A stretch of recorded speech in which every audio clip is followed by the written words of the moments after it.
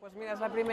primera vez que vengo y la verdad es que me ha gustado mucho. He estado poquito, no he estado desde el principio, pero las ponencias que he podido compartir, he podido observar, me han gustado mucho. Yo creo que es un formato de congreso que se tendría que ir repitiendo no solamente una vez al año, sino una vez cada 3 meses, porque de mujeres trabajadoras, emprendedoras, mayores, jóvenes, hay muchas y yo creo que es un congreso que puede tener mucho éxito.